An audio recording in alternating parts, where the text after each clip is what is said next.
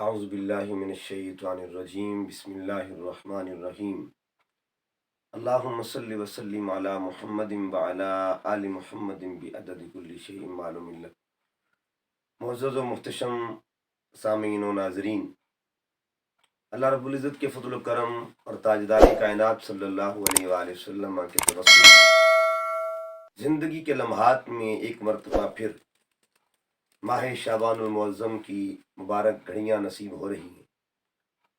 یہ وہ مہینہ ہے جس کو میرے کریم آقا صلی اللہ علیہ وآلہ وسلم نے اپنی نسبت کے ساتھ منسوب فرما کر عظمتیں عطا فرما دی، اور آقا دو جہاں صلی اللہ علیہ وسلم کا اعلان آج تک اہل محبت کے کانوں میں رس گھول رہا ہے۔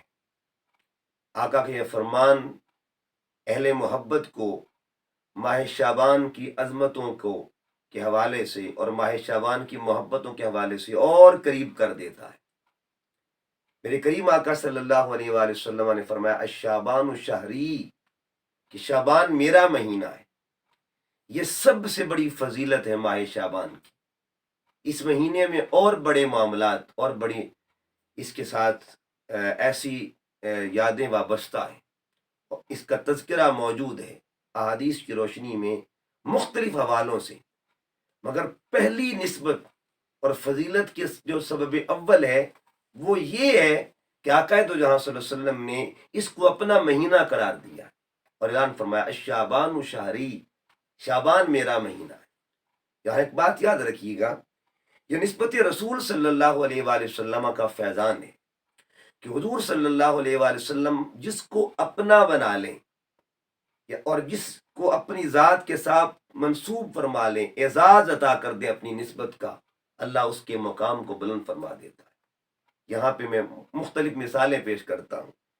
کبھی نسبت مکانی ہوتی ہے، آقا تو جہاں صلی اللہ علیہ وسلم کسی جگہ کو اپنے ساتھ منسوب فرما لیتے تو وہ جگہ جو ہے وہ قابل عظمت ہو جاتی۔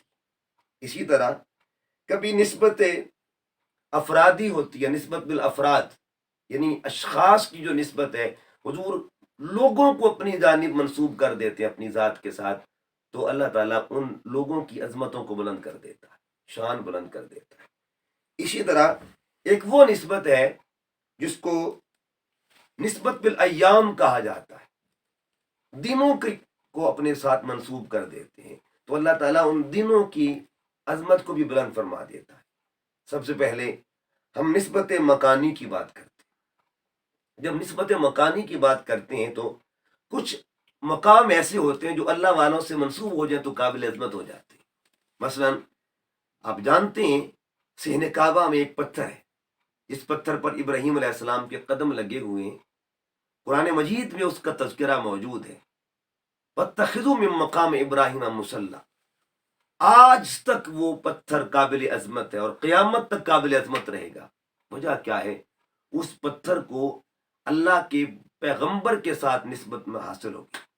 اسی طرح صفا مروہ جو ہے، ان کو ایک اللہ کی ولیہ، اللہ کی بندی، ایک صالحہ، ایک متقیہ، عابدہ، زاہدہ، کاملہ ہستی کے ساتھ نسبت حاصل ہوگی، تو قیامت تک اس کا تذکرہ ہوتا رہے گا۔ تو یہ تو آقا دو جہاں صلی اللہ علیہ وسلم کے، یعنی وہ ہستیاں جن کو حضور کے صدقے مقام ملا، آقا کریم صلی اللہ علیہ وسلم کے ساتھ جس جگہ کو نسبت حاصل ہوگی اس کا مقام کیا ہوگا۔ یہاں ایک مثال دیتا ہوں، مسجد نبوی صلی اللہ علیہ وآلہ وسلم، حالانکہ قرآن مجید کو اگر پڑھ کے دیکھے تو اللہ فرماتا ہے وَأَنَّ الْمَسَاجِدَ لِلَّهِ، مسجدیں اللہ کے لیے، یعنی یہاں مطلب یہ اللہ کی عبادت کے لیے، اور اللہ کے لیے اس دوسری طرف دیکھیں تو آقا علیہ السلام فرماتے ہیں مسجدی، مسجد نبوی کو بھی حضور نے اپنی مسجد قرار دیا، اپنی ذات کے ساتھ منسوب کیا ہے۔ یہی وجہ ہے کہ مسجد حرام کے علاوہ باقی جتنی بھی کائنات کی مسجدیں ہیں، جتنی بھی مسجدیں دنیا کی، سب سے زیادہ مسجد حرام کے بعد اگر کسی کو فضیلت حاصل ہے وہ مسجد نبوی صلی اللہ علیہ وآلہ وسلم، کہ حضور نے اس مسجد کو اپنی ذات کی طرف نسبت دے دی اور اپنی ذات کے ساتھ منسوب کر لیا۔ اب ایک اور بڑی اہم بات کہ مسجد نبوی پر اگر نظر ڈالیں تو ساری مسجد بھی برابر نہیں۔ آپ عام حصہ جہاں لوگ نماز پڑھتے ہیں جو مسجد ہے، ایک خاص حصہ بھی ہے مسجد نبوی میں، اور وہ خاص حصہ کون سا ہے؟ جہاں 2 نفل پڑھنے کے لیے لوگ ترستے ہیں، لوگ ہاتھ باندھ کے کھڑے ہوتے ہیں، انتظار میں کھڑے ہوتے ہیں 2 نفل پڑھنے کو مل جائیں، جس مقام کو ریاض الجنت کہا جاتا ہے۔ عام مسجد سے اس کا مقام زیادہ ہے، اور پھر زمین کا ایسا ٹکڑا بھی ہے جس کا درجہ مسجد نبوی سے بھی اعلیٰ ہے، اور جس کا درجہ مسجد حرام سے بھی اعلیٰ ہے، جس کا درجہ ریاض الجنت سے بھی اعلیٰ ہے۔ وہ ٹکڑا کون سا ہے؟ وہ ٹکڑا جس پہ محدثین کا اتفاق ہے، جس جگہ قبر رسول صلی اللہ علیہ وآلہ وسلم، یعنی قبر رسول وہ مقام ہے جس کا جوڑ پوری کائنات میں نہیں ہے، پوری کائنات میں نہیں۔ اتنی بھی معتبر مقام ہے، عظمت والے مقام ہے، سب سے بڑھ کر جس کا درجہ ہے، حتیٰ کہ محدثین نے لکھا ہے عرش سے بھی اعلیٰ جس جگہ کا مقام ہے اسے قبر رسول کہا جاتا ہے۔ تو حضور صلی اللہ علیہ وسلم کی ذات پاک کے ساتھ جو جگہ منسوب ہو گئی وہ قابل عظمت ہو گئی۔ اسی طرح دوسری نسبت جس کو نسبت بالافراد کہتے ہیں کہ آقا صلی اللہ علیہ وسلم جس کو اپنا بنا لے، مثلا حضور صلی اللہ علیہ وسلم نے اس امت کے لیے امتی کا لفظ استعمال فرمایا، میری امت، میری امت۔ اور جو امت حضور سے منسوب ہوگی، پچھلی بھی بڑی بڑی امتیں تھیں، بڑے بڑے انبیاء پیچھے گزرے ہیں، ان کے ادوار گزرے، ان کی امتیں گزری ہیں، مگر سب سے بڑھ کر جس امت کو اللہ نے مقام بخشا ہے اسے امت مصطفیٰ صلی اللہ علیہ وآلہ وسلم کہتے ہیں۔ باقی امتوں سے اس ایک لفظ امتی کے لفظ نے اس امت کو اعلیٰ بنا دیا۔ اسی طرح آقا علیہ السلام فرماتے ہیں اطرتی، اپنی آل کے لیے حضور نے اپنے خاندان کے لیے، اپنی اہل بیت کے لیے جو لفظ استعمال فرمایا اطرتی، میری اہل بیت، میری آل، سارے خاندانوں سے اس لفظ نے خاندان مصطفیٰ کو افضل بنا دیا۔ اسی طرح جب ہم آتے ہیں ایام کی طرف تو آقا دو جہاں صلی اللہ علیہ وسلم نے شعبان کے مہینے کو اپنی ذات کے ساتھ جوڑ دیا، اپنی ہستی کے ساتھ منسوب فرما لیا، اپنی نسبت عطا فرما دی اور اعلان کر دیا الشعبان شہری، شعبان میرا مہینہ ہے، یعنی شعبان کو سرکار نے میرا فرما دیا۔ جس کو حضور میرا فرما دیں اس کی عظمت کا عالم کیا ہوگا، اس کے مقام کا عالم کیا ہوگا، اس کی شانوں کا عالم کیا ہوگا۔ صوفیاء لکھتے ہیں کہ جو شعبان ہے اس کی ہر حرف میں برکت ہے، شین میں الگ برکت ہے، عین میں الگ برکت ہے، با میں الگ برکت ہے، الف میں الگ برکت ہے، نون میں الگ برکت ہے۔ شین سے مراد شرف ہے، عزت ہے، عظمت ہے، اور عین سے مراد علو ہے یعنی بلندی ہے، با سے مراد بر ہے، الف سے مراد الفت ہے، نون سے مراد نور ہے۔ جو بندہ محبتوں کے ساتھ اس مہینے کی تکریم کرتا ہے، عزت کرتا ہے، اس کا اکرام کرتا ہے، اللہ تعالیٰ اسے 5 نعمتوں سے نوازتا ہے۔ اللہ تعالیٰ اسے شرف عطا کرتا ہے، اسے بلندیاں عطا فرماتا ہے، اسے بر یعنی ابرار میں شامل فرما دیتا ہے، اسے الفت عطا کرتا ہے، اپنی بارگاہ سے نور کی خیرات بخشتا ہے اسے۔ شعبان کی عزت اور شعبان کی عظمت جو اپنے دل میں جاگزین کر لے، اور جس کو جو شعبان کی محبت کو اپنے دل میں بٹھا لے، اللہ اسے یہ مقام عطا فرماتا ہے۔ اب آئیے احادیث کی روشنی میں شعبان کے حوالے سے چند فرامین مصطفیٰ صلی اللہ علیہ وسلم دیکھتے ہیں۔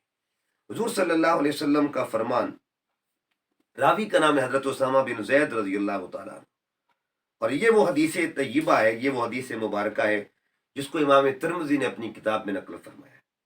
اسی طرح امام بہقی نے اس کو سنن الکبریٰ میں نقل فرمایا، شیب الایمان میں اسی طرح امام بہقی رحمۃ اللہ تعالیٰ علیہ نے، مختلف محدثین نے اس کو نقل فرمایا ہے۔ حضرت اسامہ بن زید رضی اللہ تعالیٰ عنہ اس حدیث کے راوی ہیں۔ قال، آپ فرماتے قلت یا رسول اللہ صلی اللہ علیہ وآلہ وسلم، میں نے عرض کیا اے اللہ کے رسول، لم اراکا تصوم شہرا من الشہور ما تصوم من شعبان، قال ذلك شہر یغفل الناس عنہ بین رجب و رمضان وهو شہر ترفع فیہ الاعمال الى رب العالمین فأحب ان يرفع عملی وانا صائم. حضرت اسامہ بن زید رضی اللہ تعالیٰ عنہ روایت کرتے ہیں کہ میں نے عرض کیا یا رسول اللہ صلی اللہ علیہ وسلم، جس قدر آپ شعبان میں روزے رکھتے ہیں اس قدر میں نے آپ کو کسی اور مہینے میں روزے رکھتے ہوئے نہیں دیکھا سوائے رمضان کی.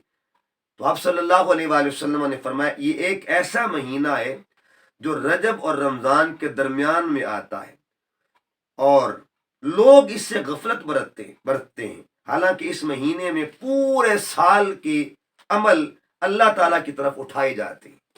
اور آقا علیہ السلام فرماتے فَأُحِبُّ، میں اس بات کو پسند کرتا ہوں، ان یرفع عملی وانا صائم، جب میرے عمل اٹھائے جائیں اس وقت میں روزہ کی حالت میں. یعنی حضور آقا صلی اللہ علیہ وسلم ماہ رمضان کے بعد سب سے بڑھ کر جس مہینے میں روزے رکھتے تھے اسے ماہ شعبان کہتے. ایک اور حدیث مبارکہ جس کے راوی حضرت انس رضی اللہ تعالی قال، آپ فرماتے سئل النبی صلی اللہ علیہ وآلہ وسلم، حضور صلی اللہ علیہ وسلم، سئل النبی صلی اللہ علیہ وسلم، حضور سے پوچھا گیا ای الصوم افضل بعد رمضان فقال شعبان لتعظیم رمضان قیل فای الصدقۃ افضل قال صدقۃ فی رمضان. میرے پیارے آقا صلی اللہ علیہ وآلہ وسلم سے پوچھا گیا کہ رمضان المبارک کے بعد کس مہینے میں روزے افضل ہیں؟ آپ صلی اللہ علیہ وسلم نے فرمایا تعظیم رمضان کے لیے شعبان کے روزے رکھنا افضل ہیں. پوچھا گیا کون سا صدقہ افضل ہے؟ آپ نے فرمایا رمضان المبارک میں صدقہ دینا افضل ہے. یعنی رمضان المبارک کو ویلکم کرنے کے لیے، رمضان المبارک کے استقبال کے لیے جو میرے پاک نبی نے اہتمام فرمایا ہے اس اہتمام کی شکل کو ماہ شعبان کہتے ہیں. اسی طرح ایک اور حدیث مبارکہ پیارے آقا صلی اللہ علیہ وآلہ وسلم کی ذات طیبہ، آپ اس حدیث کے راوی حضرت علی بن ابی طالب قال قال رسول اللہ صلی اللہ علیہ وسلم اذا كانت لیلۃ النصف من شعبان فقوموا لیلها وصوموا نهارها فإن الله ينزل فيها لغروب الشمس الى سماء الدنيا فيقول الا من مستغفر لي فاغفر له، الا من مستدرک ترزق فارزقه، الا مبتلى فعافیته فعافیه، الا کذا الا کذا حتی یطلع الفجر. حضرت علی بن ابی طالب روایت کرتے ہیں کہ حضور صلی اللہ علیہ وسلم نے فرمایا جب 15 شعبان کی رات ہو تو اس رات کو قیام کیا کرو اور دن کو روزہ رکھا کرو، کیونکہ اللہ تعالیٰ غروب آفتاب کے وقت آسمان دنیا پہ نزول فرماتا ہے اور اعلان فرماتا ہے کیا کوئی میری بخشش کا طالب کہ میں اسے بخش دوں. یعنی یہ شعبان کے نصف میں وہ رات آتی ہے. اس رات کو شب برات کا نام بھی دیا گیا ہے.